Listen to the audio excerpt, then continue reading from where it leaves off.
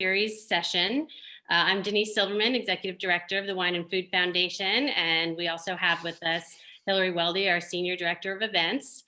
Today we are super excited for Passion for Douro, the wines of Quinta de Crasto, and we'll introduce our hosts here in just a minute, but just a few quick notes about some things happening at the foundation. So first, our Imbibe series, I think most of you know, is weekly now. We're alternating Wednesdays and Thursdays. So please keep a watch on our schedule, on our website, on our social media, our email blasts. We've got a great schedule lined up over the next almost 2 months that we've got lined up. So keep a watch for those, and hope to see you guys again soon. Next week, we have a really cool class called Old School Natural Wines, and that's with Patrick Olds and Tony Schlotzauer. Registration for that class ends this Saturday at 2 o'clock in order to get your wines from Austin Wine Merchant on time. So if you want to sign up for that class, please do so as soon as you can. And following that, on Thursday, March 18th, we will be doing a celebration of Women's History Month with HEB. And we will be doing an exploration of women in winemaking on that class. So hope to see you guys there. And speaking of Women's History Month, hopefully you guys are following our social media because we're doing a big Women's History Month series. We are featuring women in wine and food every single day in March. Well, weekdays, I should say, featuring strong women, successful women in the food and beverage industry. So please check out our Instagram, our Facebook, our LinkedIn to see who we've been featuring. It's been a really cool series. We're getting a lot of engagement. Everyone's very excited about it. So please check that out and let us know what you think. Down. Oh, someone's dog. So let's see what else we have. Oh, so speaking of our Women's History Month, today's feature just happens to be one of our hosts tonight, and that's Mandi Nelson. So definitely check out today's if you haven't seen that. And so we're going to turn it over to our hosts here in just a second. One last thing is a new feature that we started right before the snowstorm, which is called The Last Sip. And basically when our hosts are done with their presentation and the sort of interactive class that they have planned, we're going to go around and ask everyone to tell us what their sort of takeaway from today is, what their most memorable thing about this class was. And it doesn't have to be about the wine. It can be, you know, something silly and anecdotal, or it can be something fascinating about the wine or the region. So just kind of keep that in the back of your head throughout the class and think about what you might want to tell us was your big takeaway. So with that, let's get to the tasting. I would like to introduce Mandi Nelson of Folio Fine Wine Partners. She's area sales manager and certified sommelier, and today's featured Women's History Month. And she's also founder of Austin Shift Meal, which I'm sure you guys know because we're big supporters of it, is still running strong. And please check out Austin Shift Meal if you want to participate. It's a wonderful organization that she founded. And we also have with us Manuel Lobo. He is the winemaker. He also just happens to be, as of like an hour ago, winemaker of the year in Portugal. Manuel, you should show everyone your award because it's really impressive. So literally just happened an hour ago. So congratulations to Manuel. Thank you. And we also have with us Miguel Roquette. He is the global export manager. And unfortunately, Miguel is having a problem with video tonight, but he's here and can be heard. I am here. I'm so sorry. This is the most embarrassing, I think it's going to be the most embarrassing tasting of my life. As you can see, my name shows Matthews Roquette, which is my son. So we are completely confined here in Portugal. So he just had a class this morning, and I just don't understand what happened. I just tried every single button here in my computer to get the video going. My camera is on. I can guarantee you that there's nothing hiding the camera here, but I don't understand what's happening. This is very embarrassing. I apologize for that.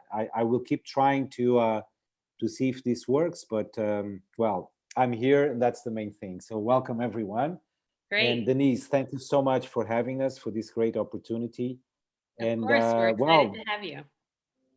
like you said, let's make this fun, and I hope you guys interact. Feel free to ask questions, make comments. That's what we're Yeah. here for. So I'll The leave it to tough you, questions are for Miguel, okay? Denise. Yeah, that you cannot see my face, so I can reply to everything. Yes, all the tough questions we'll send to Gosh, Miguel. this is All right, well, I'll turn it over to you guys. Mandy, if you want to kick it off, and let's do this. Awesome. Yeah. So I am super excited to do tonight's Zoom with both of these esteemed gentlemen. Miguel's, we'll get into it, but he's actually a descendant of the family that owns this amazing historic winery.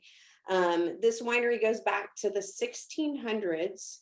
That's correct. Portugal was the very first demarcated wine region in the world, going back to 1756. So today we've got a lot to cover because this winery and this region has covered so much time and history in the wine world. I think it's so important to cover that. So I'm going to do a presentation. But I want this to be interactive. So please, if something comes up that you want to ask a question, stop us. Let's talk about it. But I'm going to do this kind of in an interview format with Miguel and Manuel, so we can kind of cover this and have it be interactive. So I'm going to go ahead and share my screen. Oh, not that view. Hold on. Let's do.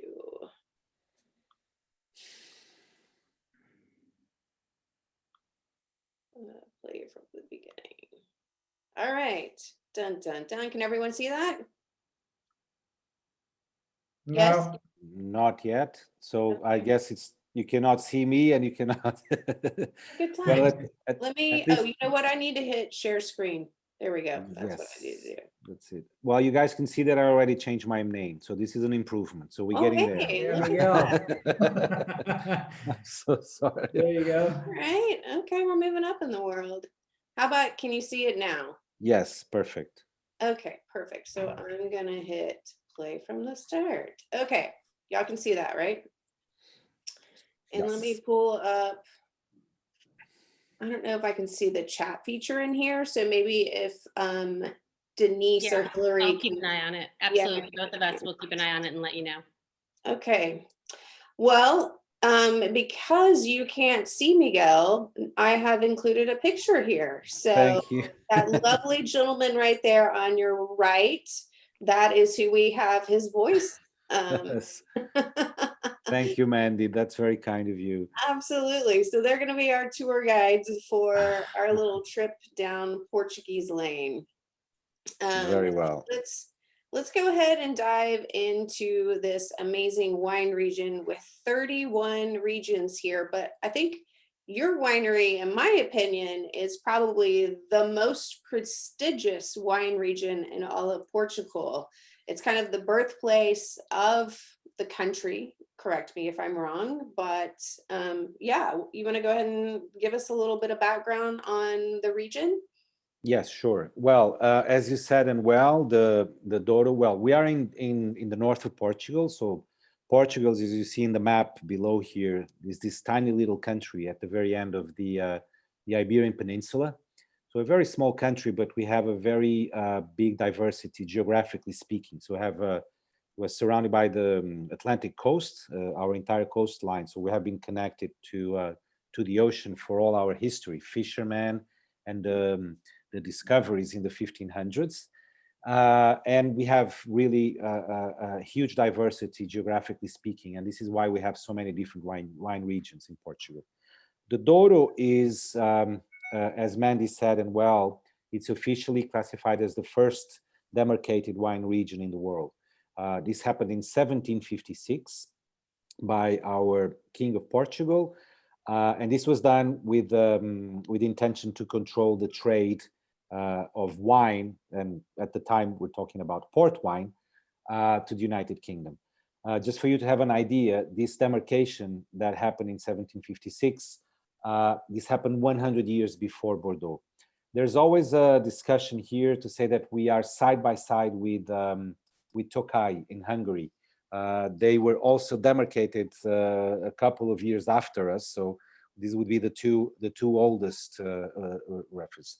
This picture here, what you see in the main quintas, and just by the way, to explain to you that the word quinta, the Portuguese word quinta, stands for state or vineyard, okay?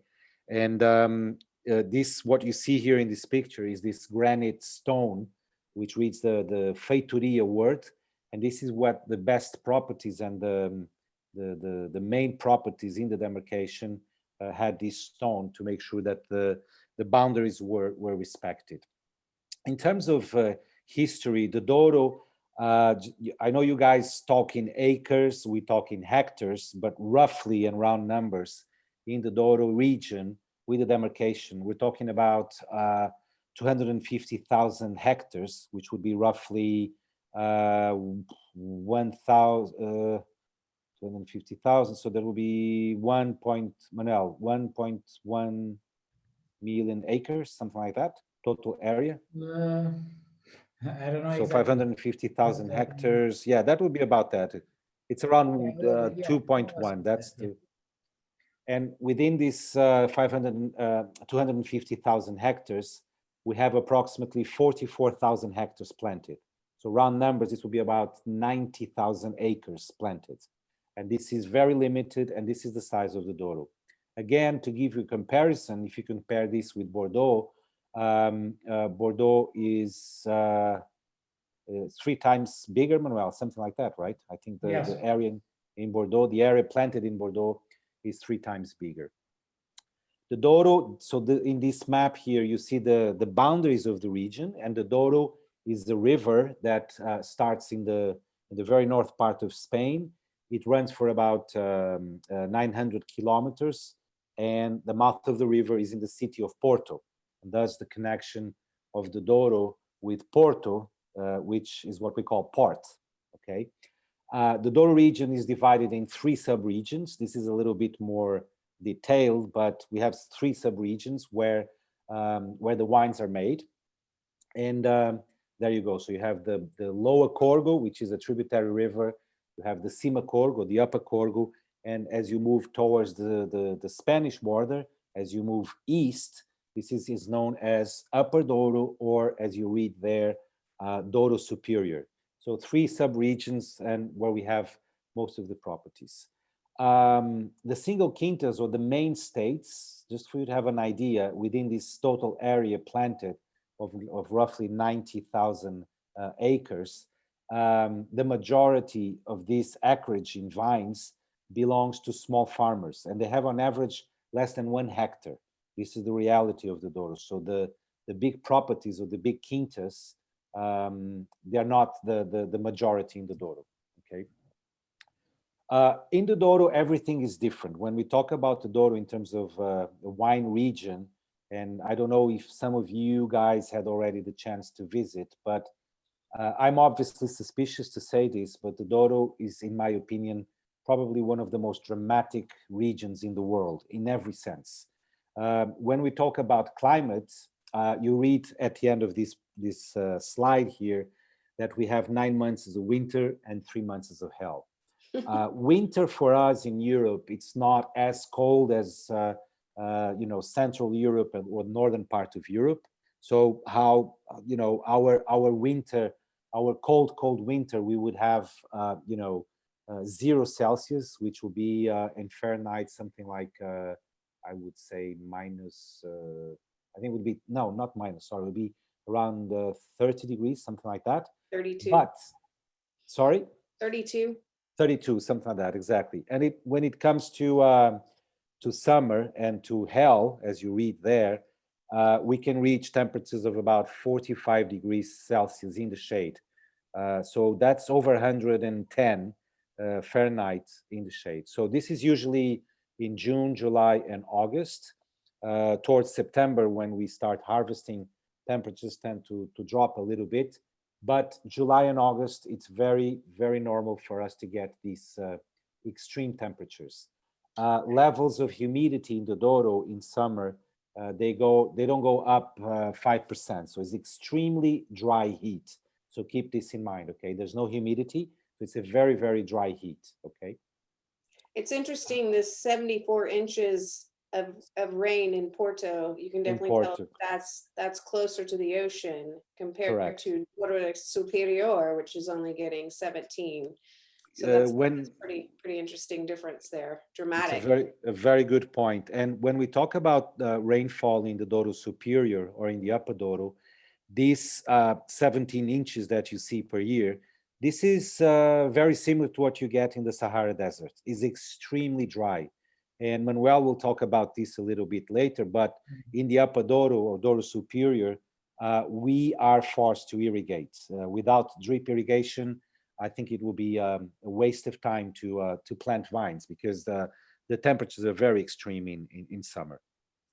So researching about the winery in Portugal today, I found it interesting that Portugal is 11th in production for around the world.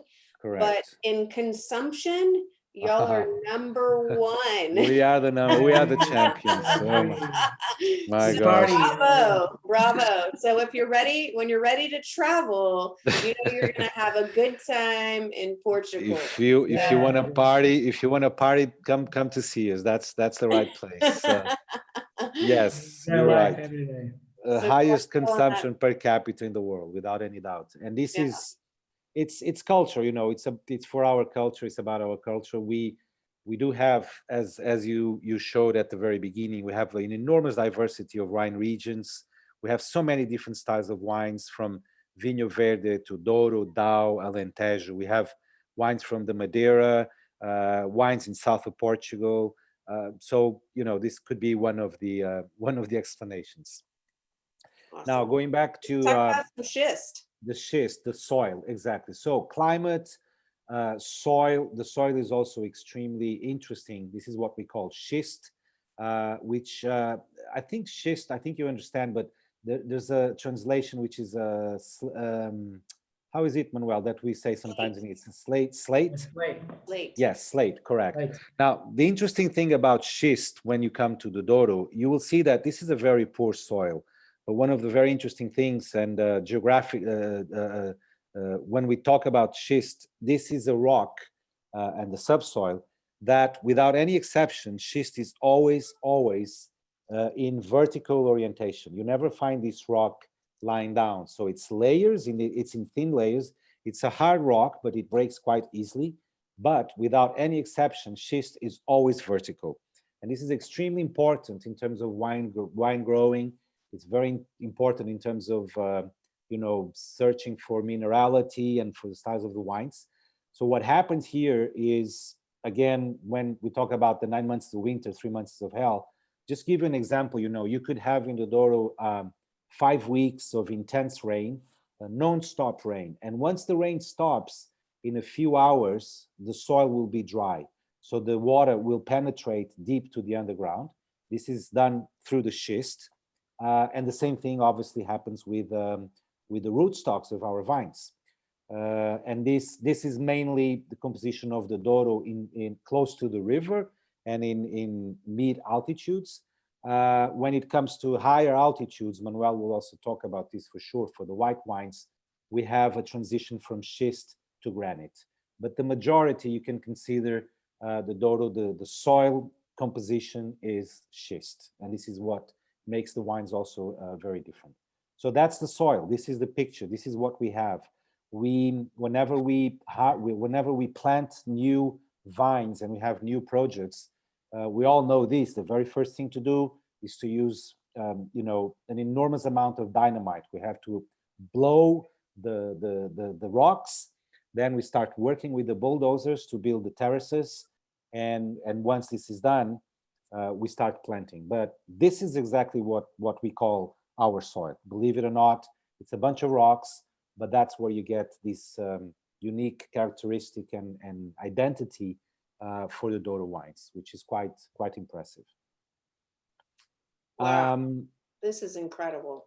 So landscape. So here, without losing a lot of time, but we will see some pictures ahead.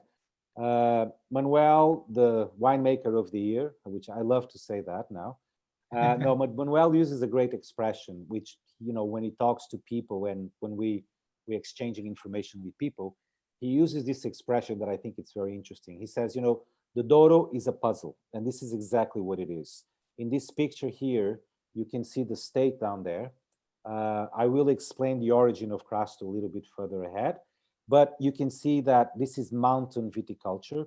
And here what you have is truly a puzzle. We have different altitudes, different sun exposures, different soil compositions. We have very, very steep terraces in order to plant our vines. So this, in terms of a wine region, compared to other wine regions in the world, is extremely dramatic. And this, I think, one of the first impressions that people see when they come to the Douro is how man was able to tame nature. This is the most impressive thing that you will see. It's absolutely fantastic, and the pictures help, but there's nothing like to be there in person and to witness this by yourselves. It's truly spectacular. So we have very steep hills. The plateaus, they go up to 400, 500 meters in altitude. So that's roughly 1,500 feet. And this is where we tend to plant white grapes. And that's it, just a puzzle, very dramatic. And that's what it is. And I think looking at this too is so special. And to put it in perspective, I went to Sonoma many years ago, and they're not allowed to actually plant on gradient this steep. It's against the law to do that. So it's cool that these kinds of regions are here with this history and are able to do this. And you can't do that anymore. Like it's pretty much Right. not even allowed. Why, Mandy, why is that? Soil erosion. Soil erosion, yeah, that's the question that everyone asks. When That's they a see. big problem for the Douro, but we are doing nowadays we work the soil in a different way that we used to do it.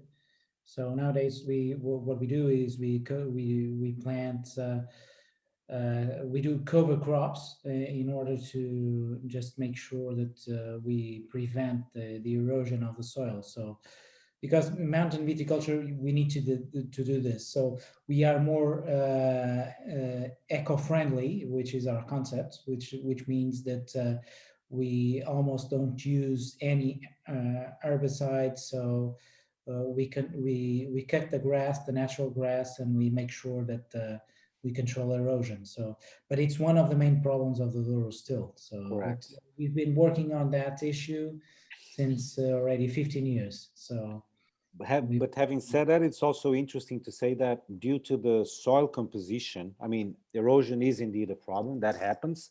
But, if you look at this picture, don't think that when we get a lot of rainfall that this whole thing collapses. That's not the case, So here you can see very clearly there's three different ways to plant vineyards in the Douro. So in the center of the picture, you see this plot here where you have these walls, these bigger walls here. Thank you, Mandy. That's exactly what I'm talking about. So you can see that, we'll show you pictures ahead for that, but you can see that these vines are planted horizontally and the density is extremely high. This is what we call an old vine, an old plot. And when we talk about old vines in the Douro, we immediately assume that we're talking about fruit salad, mixed planting. And usually the old vines are really old. This is this one that Mandy was pointing with the mouse. This is what we call Vinha da Ponte, which is one of our super premium wines.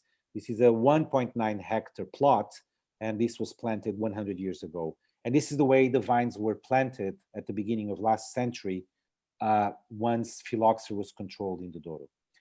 As you move up in the picture, and you can see that when we have inclinations steeper than 35 degrees on the soil, we are forced to do the terraces. And as you can see, when we do the terraces, we do lose a little bit of land, but that's the only way to plant. So the terraces in the Douro, in most cases, we have 2 rows per terrace, and there's a third planting, a third system that we call vertical planting, and this is we'll have pictures ahead for sure about a vertical planting that you will be able to see. So 3 different ways to plant in the puzzle. And as you can imagine here, also, this is just one extra piece of information. Mechanization is extremely limited here. This is something that we almost don't know what that means in the Douro. So we depend immensely on human labor for all the operations in the vineyard, and picking, pruning, all the work that we do, all the vineyard management is pretty much done by hand, and that's pretty much the reality in the entire valley. That's great. So we're going to move on to grape varietals, and I find this super interesting because Portugal has over 200 indigenous grape varietals. Well, you have 80 here, but in my research today, I read somewhere, it was actually on Guildsom, that they said over 200 in Correct. Portugal. So I don't know. Yeah. Manuel, you can talk about this. Well, yeah, Portugal, it's, it's a small country, but with a lot of tradition of winemaking and viticulture. And we have, we are the oldest wine denomination in the world, and more than 250 years of a certification in the Douro Valley. And because of that, we have a very rich vegetal material when we're talking about vineyards. And it's true that Portugal has more than 200, actually more than 250 different genotypes, different grape varieties, and there is some genetic mutations also in those varieties. So it's very interesting. We have at Crasto, we have several studies, research studies, and one of those studies is focused in a very old vineyard that it has more than 100 years old. It's called Vinha Maria Teresa, which is one of the top brands of the estate. And so far on that specific vineyard, which is a field blend, like Miguel was talking about, we already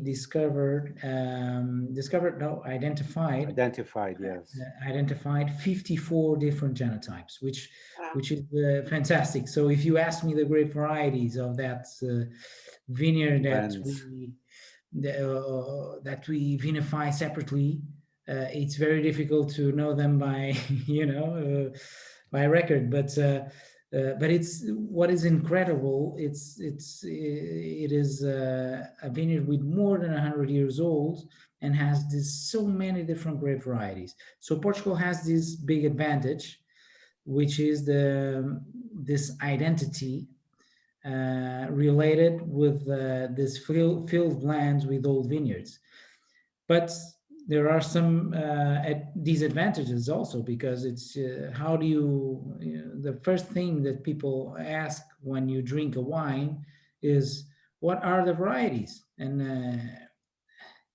to try to explain this, it's very complicated. So it's not a big advantage to sell the wine, but the truth is it's a very complex and very rich country, and I see globally, I see as something that has its own identity, which I think it's very good, and people that are seriously into wine, I think they like to understand and to know more about these things. For us, we are still studying. Nowadays, we have, for instance, this vineyard has more than 30,000 plants, and all of these plants have a GPS coordination. So a geo reference, how do I say, a GPS coordinate. Yes, exactly. And when a vine dies there, we replant at the same spots. That's our obligation, to don't lose the genetic map of this vineyard. Our obligation is to replant on the same spot the same genotype vine, which I think it's unique So it's when Miguel talked about the puzzle, we have a big puzzle in the region, but then we have small and very complex puzzles in these old vineyards. And that's very interesting. And when we have in the old country, all Portuguese with all the different wine regions, so many different grape varieties, and the ones that we can see here, Touriga Nacional, Touriga Franca, Tinta Barroca, are just a few of the varieties that we have in Portugal. I think we have a huge potential still to develop there in Portugal and to explore. Yeah, that's for sure.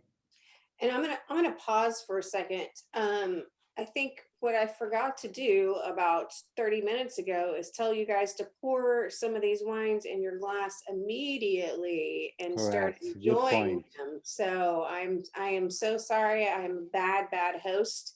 So drink double right now to make up for my mistake.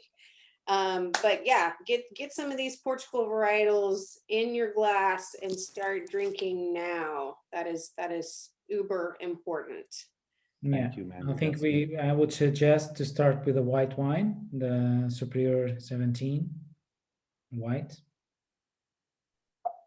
So Miguel, Yes. your family took over this winery. Was it your grandmother in the 1900s? Is that correct? Yeah, it was actually my great grandfather. So I'm the fourth generation. The fourth. Okay.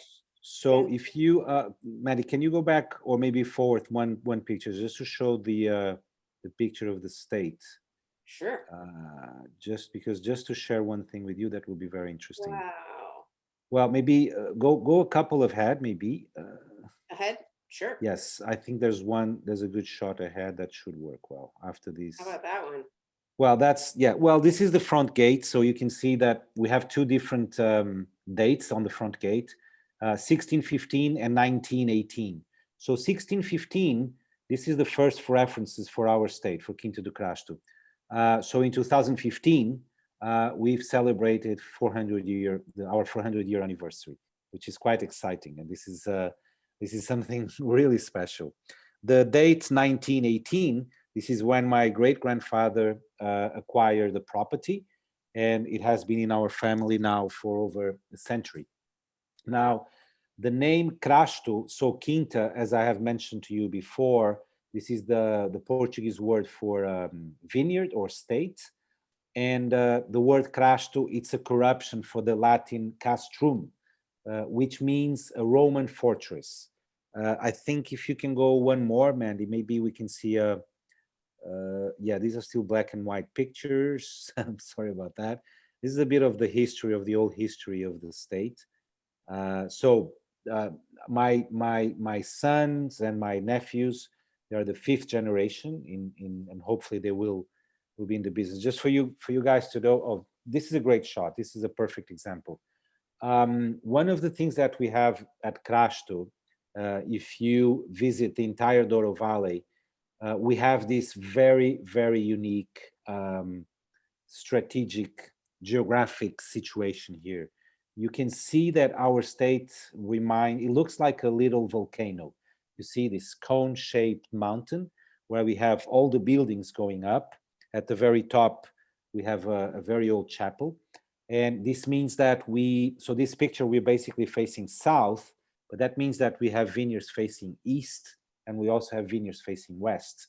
And the word Crasto, as I mentioned before, it comes from the Latin castrum, which means a Roman fortress. So you can imagine why the Romans would choose this state or this mountain to settle themselves at the very top, using this as a strategic site. So they would have 360-degree view, and this is how it was in those days. We have in the Douro, throughout the Douro region, hundreds and hundreds of Roman traces, roads and old stone lagars to make wine and so on. We actually discovered a few years ago a Roman, what we call a lagar, which is basically a tank carved in stone that they used to make wines. And we find in our property, you can still see that pretty much every time we walk around, you find little pieces of pottery from the Roman times. And the proof of the crime was actually found 3 or 4 years ago with an archaeologist that was doing a little bit of research at our state. And he actually found a real Roman coin with the stamp of the emperor. So we're now safe to say that the Romans were there at least 1,800 years ago. And you never know, we might have some, Roman treasures buried underground. So I'm buying one of those metal detectors and going to do some research in summer. Maybe we'll get lucky. I can come out and help. No problem. But that's it. So in terms of the Douro Valley, this is very interesting because all of the properties that you will visit, you will see that the houses, the wineries, the facilities, they are all on the side hills. So they'll have land going down to the river and land above the buildings. And here at Crasto, we have no land above us. You are at the top of this hill, and that's it. The view is absolutely stunning. And this gives, as we said before, the puzzle is here, east orientation, west orientation, south orientation, high altitude. So this is truly remarkable in that sense. We are blessed to have this property in our family for so long. So here we have a picture, as I mentioned before, that all the work that we do, all the vineyard management, everything has to be done by hand. This is no choice. This is, due to the roughness of the Douro, we depend immensely in human labor. And this is also very traditional. We have people, I remember 15 years ago, we were at Crasto in the harvest day, and we were just having lunch, and they were just picking the grapes right in front of us, not very far away. My father called one of the ladies, and he asked, how old are you? And she said, well, I'm 79, and I'm still working here. Wow. And she's been working with us since, a lot of some of my workers, they look at me today. I'm not that young anymore. I'm 53. But they say, I remember when you were a baby, and when you were, a couple of months old. So tradition, history, this is all part of the Douro. And just as a curiosity, just for you guys to know that the first time that I try port, me, my brother, my sister, my cousins, this is what we were told. We were approximately 3 months old. When we would arrive to the Douro, my grandfather, when we were drinking milk, he would take the bottle out of the hand and just wet his finger with some port, and we would taste the port. And he said it will stay in their bloods forever. And I guess he was right. But I did something different with my son that was born in 2015. The first thing he tried when he was born, and this was 3 minutes after he popped out, was a vintage port made by his great-great-great-grandfather. And this was a bottle from 1887. This was the very first thing he tried in his life before mother's milk. So this is just to say to you that, this is what the Douro is: tradition, culture, a lot of history, family. This is all what you'll see in the Douro. So the landscape here, as we mentioned, we have the patamares, which is you guys call the terraces. So here you can see the amount of land that we lose when we are forced to plant the terraces. So as you can see here, we have two rows per terrace, 2 rows of vine per terrace, but we lose a lot of land. And here, as you can see on the low right corner of the picture, some of these walls can go up to 70 degrees of inclination. This is extremely dramatic, but this is the only way for you to plant when it's that steep. The next one that you can move, Mandi, the next one is what we call Vinha ao Alto. So this is what I was saying to you before. This is what we call vertical planting. So vertical planting, whenever you have inclinations up to 35 degrees, we can do vertical planting. And here you can see that the density is a little bit higher. And in the vertical planting, here we can have a little bit of mechanization. We can use a tractor to trim the leaves. We can do a little bit of mechanization. But as you see there, the density here It's higher also, so we have about 3,500 plants per hectare, which translates to 6.5 tons per hectare. And last but not least, the third method is the old vines, which we mentioned before. And the old vines, it's like Manuel said, we have over 50 different varieties. This is a good shot of Vinha Maria Teresa. Vinha stands for vineyard, and Maria Teresa, as you can see and guess, it's the name of a girl. And Maria Teresa, she was the first granddaughter of my great-grandfather. So as you can see here in the old vines, the density is even higher, but obviously here we're talking about extremely low production. Here we can have up to 7,000 plants per hectare. And as Manuel said, we did the DNA identification on this vineyard, and we officially can tell you that we have 54 different varieties here, mixed planted. And there's absolutely no pattern. So you can find 10 rootstocks of Touriga Nacional, and the next 10 plants might be 10 different varieties.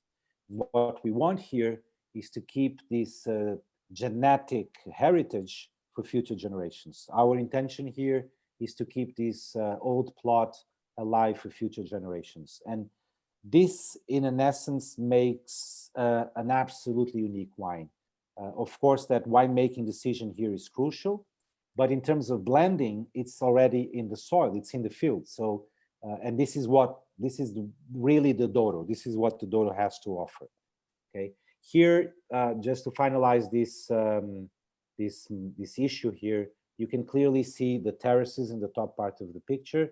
In the center, you can see the vertical plantings, and if you look at the left below, at the left low corner, you can see that once it starts to getting a little bit too steep, then we go back to the terraces.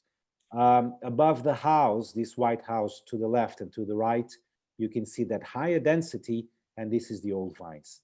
So this, just to conclude, 3 different systems to plant: vertical, old vines, or the terraces. This is how the Douro works in terms of plantings.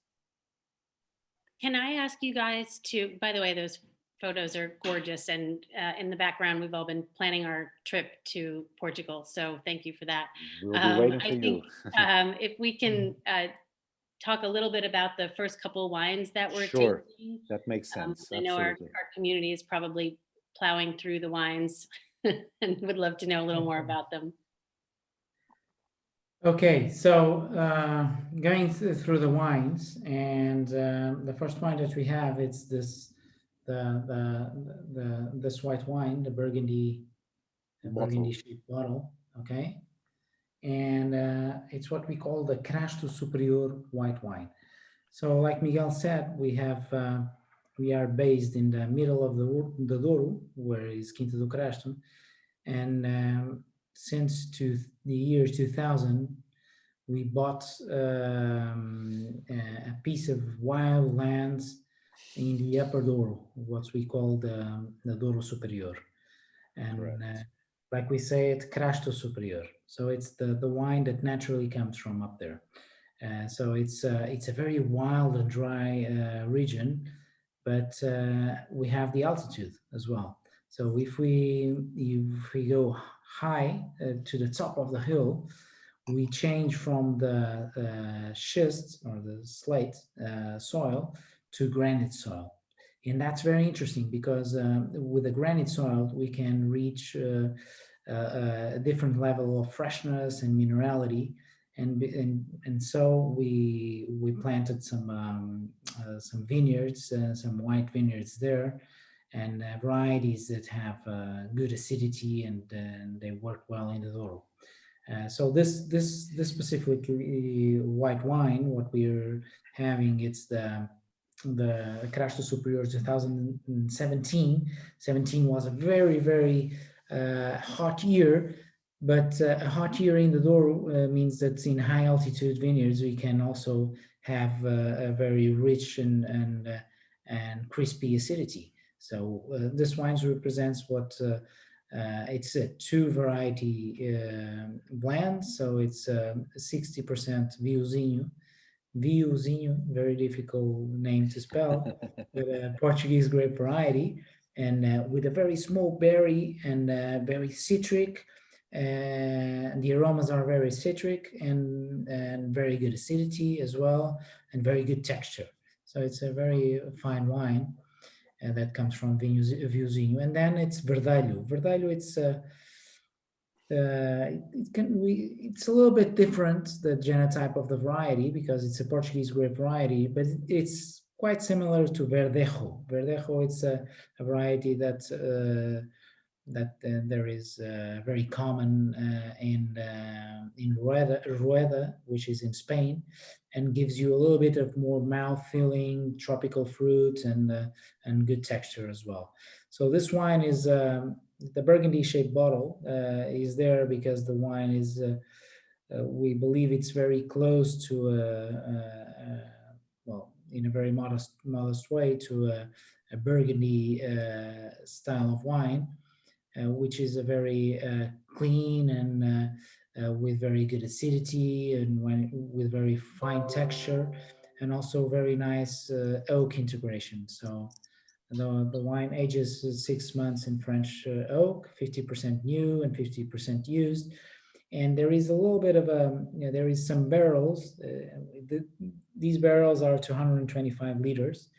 And some of the barrels, 15%, the heads of the barrels are in acacia wood, which really preserves the freshness and the aromatics of the fruit that comes from the vineyard. It's a wine that Can can you age tell very us? well. Can Yeah. you tell us your three fruit varietals that you find really come out in this wine, and then one of your favorite food pairings? Yeah. Well, the three this wine has two grape varieties. Okay, Vinhozinho and Verdelho. That's it. 60% Vinhozinho and 40% No, Verdelho. but Mandy's I'm asking about asking, the fruits that you get from the like, aroma and the flavor. Yeah, palate. no, I can Like, tell. I is can it- tell you that. is Yeah, it it's floral? Is it first of all, it's lime. Lime. citrus? Okay. It's very citric, which is Mhm. lime. Mhm. You can find a little bit of a tropical fruit, a little bit of pineapple as well, Mhm. and we call it flor de laranjeira, which is Orange blossom. I orange think it's blossom, a little bit of that. But with the aging, we get a little bit more of a salinity and minerality. So it's a wine that really goes well. And now moving into the pairing, really goes well with fat fish, which goes beautifully, and also cheeses. So with some those creamy cheeses, I think this wine will match beautifully. It's a very interesting wine. Yeah. Also, it's a wine that you can start drinking in a temperature that it's around 10 to 12 degrees. And if you let it heat it up a little bit by natural environment temperature, you can easily enjoy the wine at 18 degrees because it's so fresh and the texture is fantastic. So it's a very interesting wine. Awesome. let me just add very, very quickly one thing that we didn't say at the very beginning, but this is something that I always share with people and with with our friends and people that are trying, especially people that are trying Douro wines for the very first time. One of the things that you will see here and that you have to keep in mind is that our varieties, both for the whites and the reds, they are 100% indigenous port varieties. Okay, so there's no Cab Merlot, Sauvignon, Chardonnay, that doesn't exist here. So the names are very strange. This is probably a disadvantage because Portuguese sounds like Russian. So when it comes to grape varieties, it's pretty much the same. The names are very difficult to memorize. Obviously, we have the Touriga Nacional, which could be the flagship variety for Portugal. But these are native port varieties. This is something that I know that in North America, by the way, I'm responsible for all the US, Canada, and all Asian markets for Crasto. So I do the export management. And when I'm doing presentations, when we are, I don't know, at the New York Wine Experience, showing the wines in our booth, and I know that in North America, the consumer tends to think a lot in terms of grape variety. And when it comes to the mixed plantings and the old vines, this is somehow confusing. But when I say to people, so what do you have here? Well, we have a Portuguese wine. This is from the Douro region, where this is port country, port birth. And okay, great, let me try that. So what do you have here as varieties? Is there any Cab or Merlot? I said, no, these are native port varieties. And I can see an expression changing in their faces. So wait a minute, port is sweet. So this is a dry, sweet, dry red wine. I mean, this is very strange. And there's nothing like that. This is a red wine like any other red wine, or white wine is like any other white wine in the world. But this is the thing about Douro wines that I think fascinating. They have a lot of personality and they are different. You have to think outside the box. You have to prepare your senses to a complete different experience. And one of the things that you guys can do maybe later, once we are gone from this presentation, is just this, if you close your eyes and if you smell the glass of a red wine, you take a sip, you taste the wine, and just think about, if this reminds you of any of the varieties that you usually have on your everyday. It's different. And I think this is one of the fun parts for the Douro wines. And I can tell you that Douro is going to come along really nice in the next few years. You will see, you will hear about Douro wines more than ever, and you will find them more than ever in United States. I hope. I agree. Go on, Manuel. Sorry. Yeah, and I think this next one is such a great, we need an everyday red here in Texas. And this next one, I think, is a fantastic one to just have at your house, have for your guests that don't know much about wine, and you want to try them on to something fun. And it's super friendly on the pocketbook. But yeah, Miguel, tell us about your red. For me, I'm going to tell you something very, very interesting. I finished my studies in San Diego, so I lived in the US for 3.5 years, but I've been in over 39 different states in US. And it's a coincidence, but I'm a big fan of Texas. And one of the things that I love in Texas is you guys have simply the very best meat on the planet. It's just unbelievable. And Douro Red, for me, when we talk about food pairing, I think the best way to describe this wine, this is not a complicated wine. Manuel will tell about it, but in terms of food pairing, just to go a little bit ahead, this I would call your plain steak, salt and pepper type of wine. This is your, barbecue type of wine. It just goes well with it's just fantastic. And the Douro Red, I always suggest to be enjoyed slightly chilled. This is also very important. Douro wines, they need to be served at the optimum temperature. Room temperature in Texas might be, I don't know, 78, 80 degrees. Although you guys had some serious temperatures a week ago, right? I mean, snow, and I never heard of that in my life. I mean, was that true? You guys really had snow in Texas? Oh, 6.5 inches in Austin. That's unbelievable. Wow. Oh my gosh.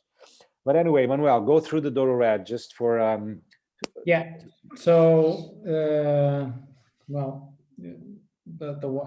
finishing the white wine, we'll start with this wine, which is a wine that I think it's a great introduction for the Douro Valley. So you have the 2016 which was a very fresh year, and this is a wine that I normally say it's a good introduction for Crasto and for the Douro Valley, and also for Portugal, because it's a blend of 4 different grape varieties, where we have Tinta Roriz, which is also known as Tempranillo by our neighbors in Spain, and Touriga Nacional, which is one of the main grape varieties in Portugal, Touriga Franca and Tinta Barroca. And Touriga easy Franca, names. yeah, All easy names. Touriga Franca, it's a beautiful grape variety, and which is very well adapted to the Douro wine region. If I had to say one word about this, all of these 4 different grape varieties, I would say Touriga Touriga Franca, it's the backbone of the blend. It really gives you big structure and good volume and also good fruit, but it's a great backbone. It's a difficult variety to vinify as a single variety. So it's very interesting in the blend. Tinta Barroca, it's the one that I like less. But here really gives a good input for the blend, which gives a good, a very nice volume on the palate, and gives a good. It has some very nice tannins, velvet tannins. So it's a very interesting variety in that way. Touriga Nacional brings you the great aromatics, the expression of the fresh fruit, of the fresh wild berries from the Douro, and the good acidity. And Tinta Roriz, it's about the tannins and gives you the necessary tannins to have a proper aging of the wine. So this wine is, as you can see, is 85% in stainless steel, ages in stainless steel before bottling, and 15% in 225 liter French oak barrel for 6 months, and only 15% because the idea of this wine is to give how can I say, it's to give the right away the impression of what is the real fruit that comes from the vineyard in the Douro. So it's a wine that has a very small intervention of winemaking, and I believe that is a very good introduction for the Douro. So this wine should be an everyday wine, but already a wine that can age for 10 years with no problem, because the Douro, it's a big region with rich wines, full body, big tannins, but here you have a little bit of everything. So it's I think it's a very interesting wine.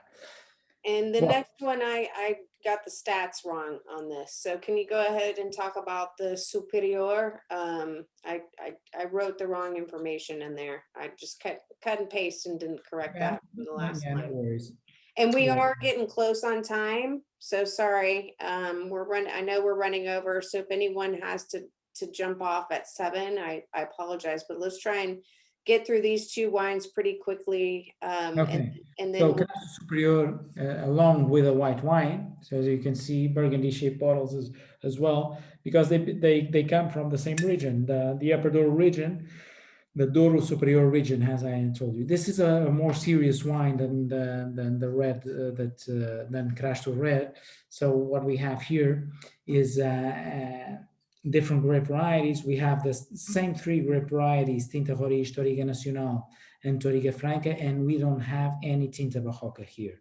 The aging process here is a little bit different, because 100% of the wine goes into barrel. So it's a wine that we search for more complexity, more texture, a different style of wine. And it has 35% of the oak is new, everything French oak, and this wine goes through barrel for 12 months. Okay, I think this is already a very serious wine that really can age for quite a few years in bottle, but can be enjoyed early as a wine with a little bit more complexity, and also is a wine that can match with a little bit more complex gastronomy, as dishes that are a little bit more challenging for the wine, because it's a full body wine, but still full of good freshness and excellent acidity that can match with dishes that are a little bit more spicy. So it's a good match, and if you can try it with food a little bit more more gastronomic and more challenging food. Moving on to our last wine. So this is a good one. Yeah, this is a wine that we only do in exceptional years, and it's not easy to do a Tinta Roriz. Tinta Roriz is, I told you a while ago, it's the same grape variety as Tempranillo. Tempranillo. So here the 2015 is a wine that's it's already I think in a very entering in a very good phase to start drinking, because this wine needs a little bit of maturation in bottle. Because Tinta Roriz, as I've told you a while ago, it's a variety that has a lot of tannins, and so needs a little bit of time to reach the right balance in the bottle. It's a full body wine, one of the probably one of the, yeah, it's probably the wine that has more tannins that we do in Crasto, but also reaches a level of elegance that it's beautiful with the right time in a bottle. All of the wine goes into new French oak, in here 16 to 18 months, and it's a wine that you can keep it for 30 years at least. Wow. That's it. Wow. Yeah. So, and what would you enjoy pairing with this? What's one of your favorite pairings? And Well, I've got a fun question. this one, What would Mandy, you this pair one with you can try to do with everything. Well, with everything that it's, it's That's with not a, that's no, with no. Indian food, Now, because game here can be very this is adventurous. always the pairing, that this is the wine for if someone likes to cook. You just say, okay, I have this dish, but the dish will always overcome the wine. But with this wine, is very difficult to. Normally, it's the wine that is the star of the night. Okay, so I got a good question for you on pairing. So what would you pair with it at this stage in its life? And then if you were to open it 30 years later, how would you change the food pairing with a wine like this with so much structure that you've had time to age it in your cellar and open it 30 years later? Well, the first wine That's very interesting. Yeah, Just one thing that you guys need to understand, and this is very interesting to share with you. As we mentioned, as Mandy was saying at the very beginning, the Douro is the oldest wine region in the world, the very first demarcation. This is 1756. When it comes to dry wines, keep in mind that we are probably the youngest wine region in the world. So the Douro has been making dry wines, and the whites are even younger. All of us, most of the producers, we started in the end of the 80s, beginning of the 90s. There are very few exceptions from the 50s, maybe just one or two wines that were made in the 50s. But in history, most of the wines in the Douro, dry wines, were made from secondary grapes and made to be consumed at the region. When it comes to Tinta Roriz, so this 100% Tinta Roriz, and when we make a single varietal, it's always 100%. By law, we could use 85% of that variety and add something else, but we always do 100%. The first vintage for Tinta Roriz for us, it's 97, followed by 99. So to answer your question, we don't have a lot of experience behind. So what we can go back to 97 with the aging process of this wine. What we are learning, for me personally, Manuel will correct me, maybe you disagree, but I think 2015 is still a baby. This wine, it's still extremely young. It has an enormous life ahead. Food pairing for, in 30 years, oh boy, I think this would be, it's like Manuel said, this wine is extremely versatile. You can be extremely adventurous in terms of food pairing here. You can go for, strong dishes, strong meats, game, a lot of game. It goes extremely well. But for me, whenever I open a single varietal, being a Tinta Roriz or a Touriga Nacional, and share with people, I make sure that I open this bottle at least 3 or 4 hours before we serve the wine. That's very important. Very important to decant it. These wines need oxygen. They need air, exactly. They need air to express themselves. That's extremely important. You might have a bottle of Tinta Roriz tonight for your dinner. And what I would suggest for you to do, keep the decanter aside if there's anything left, and try the wine tomorrow night, 24 hours later, open, don't close the decanter. And you will see Miguel, how... sorry. For that, for 24 hours, you need 2 bottles, not one. That's exactly. Well, but you see, but this is the thing, and it's a learning process for us. It's something that we're trying to understand. But as Manuel said, I think that the longevity here and the cellar potential is absolutely stunning. Yeah, I totally agree. So should we play the game? Do we have time to play the game, Hillary and Denise? Yeah, absolutely. There is one quick question here from Linda, and then we can get into the Oh, game. sure, I missed that. Sorry, Linda. So what is the nearest town of size to Quinta de Crasto? The nearest, sorry, The nearest town of size. the nearest town of size would be, maybe what, Villarreal, no, Manuel? Yeah. Villarreal, but that would Villarreal has be, it's a small city. it's a small and it- city. It's not even, yeah, yeah, it's a it's, city. It's a uh, city. But that would be, we're 50,000 talking people. about maybe 40-minute drive, but in very, very windy, twisted roads. I mean, that's the thing. Very dramatic, Some people, we drive these roads every day, and sometimes when we bring people up, sometimes the reaction is just stop the car immediately. I'm going to go out and I want to walk. I cannot do this because it's very steep. It's very dramatic. But that's the thing in the Douro, and this is for me. It's one of the key aspects of the Douro. This is the thing about the Douro. You guys get to the Douro, and the sense that you will get is sense of isolation. You will travel in time, 100 years, and that's the fun part. You don't have hotels and restaurants every corner. Douro is about nature. Douro is about isolation. Douro is, you grab a glass of port, you come out to the veranda outside, or you go by the swimming pool, and you will hear nothing. You'll have a clear sky full of stars. You have pure, clean, fresh air. You will eat organic products from the vegetable garden, and fruits. We have our olive oils, our cheeses. This is what the Douro is all about. So don't expect a lot of infrastructures when you come to the Douro. And I obviously take this opportunity to extend officially, well, first to apologize once again that you guys cannot see my face. You're not losing much, but it's very unpolite, and I'm really sorry. This was a technical problem.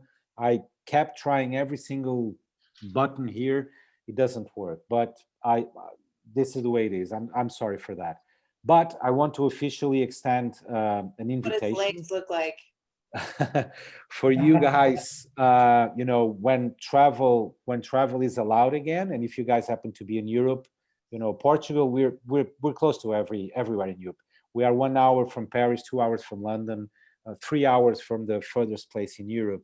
So do come and see us. Come to the Douro and see by yourselves. I can guarantee you that this will be a lifetime experience. Doors are wide open. If you guys plan to come, just mention Denise or Mandi. That will be the shortcut for you to get here, and we will show you around, and we'll be delighted to host you and share with you all the all everything that we said here.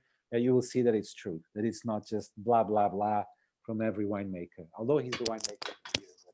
Well, I think you've sold us, Miguel. That's for sure.